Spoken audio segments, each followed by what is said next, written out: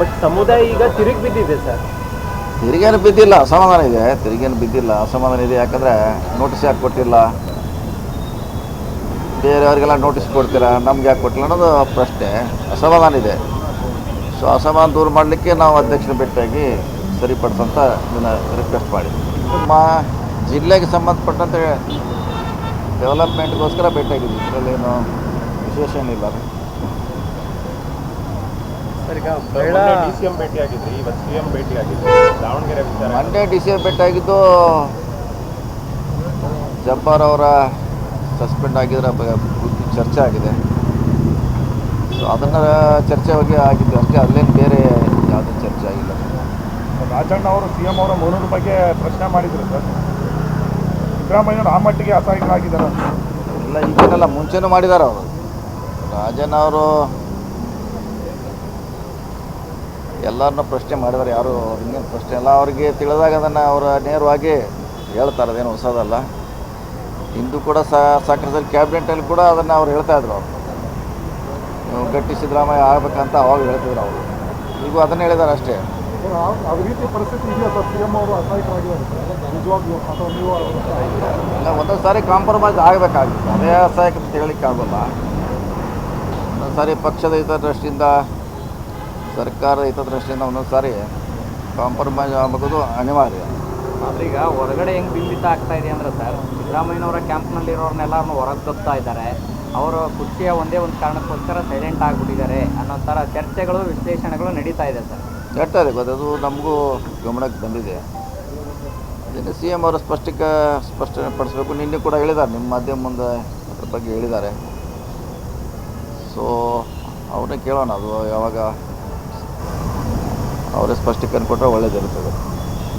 Sir, ಈಗ ಅಲ್ಪಸಂಖ್ಯಾತರ ನಾಯಕರ ವಿರುದ್ಧ ಇಷ್ಟು ಹಾರ್ಟ್ ಡಿಸಿಷನ್ ಆಗುವಾಗ ಮುಖ್ಯಮಂತ್ರಿಗಳು ಬೇಡ, ಅವ್ರ ಹತ್ರ ಉತ್ತರ ಕೊಡೋಣ, ನೋಟಿಸ್ ಕೊಟ್ಬಿಟ್ಟು ಆನ್ಸರ್ ಮಾಡೋಣ, ಆಮೇಲೆ ತೀರ್ಮಾನ ಮಾಡೋಣ, ಈ ಥರದ್ದು ಒಂದು ನಿಯಮ ಫಾಲೋ ಮಾಡಲಿಲ್ವಲ್ಲ? ಏಕಾಏಕಿ ಈ ಥರ ನಿರ್ಧಾರ ತಗೊಂಡಿಲ್ಲ. ಈಗ ತಿರುಗಿ ಬಿದ್ದಿದೆ ಕಾಂಗ್ರೆಸ್. ಈಗವರೇನು ಕಾಲ ಮಿಂಚಿಲ್ಲ, ಮತ್ತೆ ನೋಟಿಸ್ ಕೊಟ್ಟು ಮಾಡ್ಬೋದು, ನೋಡೋಣ. ಈಗ ಅಧ್ಯಕ್ಷ ಜೊತೆ ಅದೇ ಚರ್ಚೆ ಮಾಡಿದ್ವಿ. ನೋಟಿಸ್ ಕೊಟ್ಟು ಅವ್ರದ್ದು ವಿವರಣೆ ಪಡೆದ ನಂತರ ಅದ್ರ ಬಗ್ಗೆ ಕ್ರಮ ಕೈಗೊಳ್ಳೋದು ಸೂಕ್ತ, ಒಳ್ಳೆಯದು. ಬಟ್ ಸಮುದಾಯ ಈಗ ತಿರುಗಿ ಬಿದ್ದಿದೆ ಸರ್. ತಿರುಗೇನು ಬಿದ್ದಿಲ್ಲ, ಅಸಮಾಧಾನ ಇದೆ. ತಿರುಗೇನು ಬಿದ್ದಿಲ್ಲ, ಅಸಮಾಧಾನ ಇದೆ. ಯಾಕಂದರೆ ನೋಟಿಸ್ ಯಾಕೆ ಕೊಟ್ಟಿಲ್ಲ, ಬೇರೆಯವರಿಗೆಲ್ಲ ನೋಟಿಸ್ ಕೊಡ್ತೀರಾ, ನಮ್ಗೆ ಯಾಕೆ ಕೊಟ್ಟಿಲ್ಲ ಅನ್ನೋದು ಪ್ರಶ್ನೆ, ಅಸಮಾಧಾನ ಇದೆ. ಸೊ ಅಸಮಾಧಾನ ದೂರ ಮಾಡಲಿಕ್ಕೆ ನಾವು ಅಧ್ಯಕ್ಷನ ಭೇಟಿಯಾಗಿ ಸರಿಪಡಿಸೋಂಥ ಇದನ್ನು ರಿಕ್ವೆಸ್ಟ್ ಮಾಡಿದ್ವಿ. ಕೂಡ ಇವತ್ತು ಮುಸ್ಲಿಮರು ಪ್ರಶ್ನೆ ಮಾಡ್ತಿದ್ದಾರೆ, ಬೇರೆಯವ್ರಿಗೆ ಆಗಿಲ್ಲ ನಮಗೆ ಯಾಕಂತ. ಅದನ್ನೇ ಸರಿಪಡಿಸಲಿಕ್ಕೆ ನಾವು ಅಧ್ಯಕ್ಷನ ಭೇಟಿ. ಸರ್, ಬರೀ ಜಬ್ಬಾರ್ ಅವ್ರದ್ದು ಅಥವಾ ನಜೀರಮ್ ಅವರು, ಅಹಮದ್ ಅವ್ರದ್ದು ಕೂಡ ನೋಡೋಣ, ಅದು ಸಿ ಎಂ ಅವರು ನಿರ್ಧಾರ ಮಾಡಬೇಕು. ಯಾಕಂದ್ರೆ ಅವರ ಕಾರ್ಯ ಸಿ ಎಂ ಅವರು ಅದ್ರ ಬಗ್ಗೆ ಅವರೇ ಪುನರ್ ಪರಿಶೀಲನೆ ಮಾಡಬೇಕು.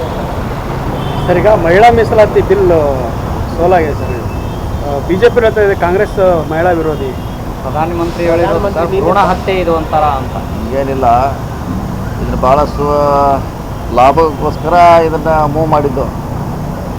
23ರಲ್ಲಿ ಈಗಾಗಲೇ ಇದನ್ನು ಅಪ್ರೂವ್ ಕೊಟ್ಟಿದೆ, ಎಲ್ಲರೂ ಸದನದಲ್ಲಿ ಕೊಟ್ಟಿದ್ದಾರೆ, ಪಾರ್ಲಿಮೆಂಟಲ್ಲಿ. ಸೊ ಈಗ ಮತ್ತೆ ತರೋದು ಅವಶ್ಯಕತೆ ಇಲ್ಲ. ಅವರು ಹಿಡನ್ ಅಜೆಂಡಾ ಡಿಲಿಮಿಟೇಷನ್ ಮಾಡಲಿಕ್ಕೆ ಲಿಂಕ್ ಮಾಡಿದ್ದು ಒಂದೊಂದು ಸಮಸ್ಯೆ ಅಲ್ಲೇ. ನಿನ್ನೆ ಕೂಡ ಪಾರ್ಲಿಮೆಂಟಲ್ಲಿ ಎಷ್ಟೋ ಜನ ಹೇಳಿದರು, ಈಗಾಗಲೇ ಪಾಸ್ ಮಾಡಿದ್ದೀವಿ, 33 ಕೊಡಿ. ಸೊ ಮತ್ತು ಇಂಥ ಜಿದ್ದಾಜಿದ್ದಿ ಇಲೆಕ್ಷನ್ ಇದೆ, ವೆಸ್ಟ್ ಬೆಂಗಾಲು, DMK, ತಮಿಳುನಾಡು, ಅಂಥದ್ರಲ್ಲಿ 3 ದಿವಸ ಇಲ್ಲಿ ಕರೆದು ಚರ್ಚೆ ಮಾಡೋದು ಈ ಸಮಸ್ಯೆಗೆ ಇನ್ನೊಂದು ಕಾರಣ. ಚುನಾವಣೆ ಮಾಡೋದು ಬಿಟ್ಟು ಇಲ್ಲಿ ಬಂದು ಚರ್ಚೆ ಮಾಡೋದು ಇನ್ನೊಂದು ದೊಡ್ಡ ಡೌಟ್ಫುಲ್ ಇದು. ವೆಸ್ಟ್ ಬೆಂಗಾಲ್, ತಮಿಳುನಾಡು ಚುನಾವಣೆ ಲಾಭ ಆಗಲಿ, ಮಹಿಳೆಯರ ಮತ ಡೆಫಿನೆಟ್ಲಿ ಅದರಲ್ಲಿ ಉದ್ದೇಶ ಇದ್ದೇ ಇದೆ ಅವ್ರದ್ದು. ಈಗಾಗಲೇ ಮಹಿಳೆಯರಿಗೆ ಕೊಟ್ಟಿದ್ದೀವಿ, ಮತ್ತೆ ಕೊಡೋ ಅವಶ್ಯಕತೆ ಇದೆ. ಸುಮ್ಮನೆ ಕಾಂಗ್ರೆಸ್ಸು ಅವ್ರ ಮಿತ್ರ ಪಕ್ಷ ಮೇಲೆ ಇನ್ನೊಂದು ಇವರು ಸಪೋರ್ಟ್ ಮಾಡಲ್ಲ ಅಂತ ಹೇಳಲಿಕ್ಕೆ ಈಗಾಗಲೇ ನಮ್ಮವ್ರು ಕೂಡ ಸಪೋರ್ಟ್ ಮಾಡಿದ್ದಾರೆ ಹಿಂದೆ 23ರಲ್ಲಿ. ಅದೇ ಸಾಕು. ಇತ್ತೀಚೆಗೆ ಜನಪ್ರತಿನಿಧಿಗಳು ಜೈಲಿಗೆ ಹೋಗೋದು ಸಂಖ್ಯೆ ಜಾಸ್ತಿ ಆಗ್ತಾ ಇದೆ ಸರ್. ಹಿಂದೆ ಸತೀಶ್ ಸ್ಟೈಲ್ ಹೋದ್ರು, ಈಗ ವಿನಯ್ ಕುಲಕರ್ಣಿ ಹೋದ್ರು. ಜನರ ಸೇವೆ ಮಾಡೋಕ್ಕೋ ಜೈಲಿಗೆ ಹೋಗೋಕೆ ಅನ್ನೋಂಥ ಪರಿಸ್ಥಿತಿ ಅದು ಬೇರೆ ವಿಷಯ. ಇದಕ್ಕೆಲ್ಲ ಆಯಾ ಸಂದರ್ಭ ಅನುಗುಣವಾಗಿ ಯಾವ ಘಟನೆ ನಡೆದಿರ್ತವೆ. ಸೊ ಎಲ್ಲದಕ್ಕೂ ಒಟ್ಟಾರೆ ಲಿಂಕ್ ಮಾಡಲಿಕ್ಕೆ ಆಗೋದು. ಆಯ್ಕೆ ಮಾಡುವಂಥ ಜನರೇ ಕನ್ಫ್ಯೂಸ್ ಆಗ್ಬಿಟ್ಟಿದ್ದಾರೆ ಸರ್. ಲಿಂಕ್ ಆಗೋಲ್ಲ, ಬೇರೆ ಬೇರೆ ಸಂದರ್ಭದಲ್ಲಿ ಬೇರೆ ಬೇರೆ ಘಟನೆಗಳಾಗಿರ್ತವೆ, ಎಲ್ಲದಕ್ಕೂ ಒಂದೇ ಕಡೆ ಲಿಂಕ್ ಮಾಡ್ಲಿಕ್ಕೆ ಆಗೋಲ್ಲ. ಕ್ಯಾಬಿನೆಟ್ ರೀಶಫಲ್ಗೆಲ್ಲ ಡೆಲ್ಲಿಗೆ ಹೋಗಿದ್ದಾರೆ MLA ಸರ್. ಆಗ್ಬೇಕಾ ಬೇಡ ಸರ್ ಕ್ಯಾಬಿನೆಟ್ ರೀಶಫಲ್? ಆಗಬೇಕು. ನಾವು ಕೂಡ ಸಾಕಷ್ಟು ಸಾರಿ ಹೇಳಿದ್ದೀವಿ, ಹೈಕಮಾಂಡ್ ಹೇಳಿ ಬಂದಿದ್ದೀವಿ ಬೇಗ ಮಾಡಿ ಅಂತ. ಬೇಗ ಆಗಿದ್ರೆ ಒಳ್ಳೆಯದು, ಹೊಸಬ್ರಿಗೆ ಅವಕಾಶ ಸಿಗೋದು ಒಳ್ಳೆಯದು. ಡಿಲೇ ಯಾಕೆ ಸರ್ ಆಗ್ತಿರೋದು ಸರ್? ಗೊತ್ತಿಲ್ಲ, ಅದನ್ನು ಹೈಕಮಾಂಡ್ ಅವರೇ ಹೇಳ್ಬೇಕಲ್ಲ. ಮೇನ್ ಮ್ಯಾಟ್ರ್ ಶಾಸಕರು ಈ ಹೊತ್ತಲ್ಲಿ ಡೆಲ್ಲಿಗೆ ಹೋಗಬಾರ್ದು ಅಂತ DCM DK ಶಿವಕುಮಾರ್ ಅವ್ರು ಹೇಳ್ತಾ ಇರೋದು. ಈಗ ಹೋಗಿ ಆಯ್ತಲ್ಲ, ಈಗ ಹೋಗಿ ಆಯಿತು, ಅವ್ರು ಪರ್ಮಿಷನ್ ತೊಗೊಂಡು ಹೋಗಿದ್ದಾರೆ. ಅವ್ರಿಗೆ ಹೇಳೇ ಹೋಗಿದ್ದಾರೆ. ಸೊ ಅವ್ರಿಗೆ ಹೇಳೇ ಹೋಗಿದ್ದಾರೆ, ಅದೇನು ಪ್ರಶ್ನೆ ಇಲ್ಲ. ಹೋಗಲಿಕ್ಕೆ ಕೇಳಲಿಕ್ಕೆ ಏನೋ ಯಾವುದೇ ಅಡೆತಡೆ ಆಗಬಾರ್ದು, ಅದು ಅವ್ರ ಹಕ್ಕು. ಅದೇನು ಪಕ್ಷದ ವಿರೋಧಿ ಚಟುವಟಿಕೆ ಅಲ್ಲ. ಅವ್ರ ಮಂತ್ರಿ ಆಗಲಿಕ್ಕೆ ಕೇಳಿದ್ದಾರೆ, ಕೇಳೋದ್ರಲ್ಲಿ ಯಾವುದೇ ತಪ್ಪಿಲ್ಲ. ಓಕೆ.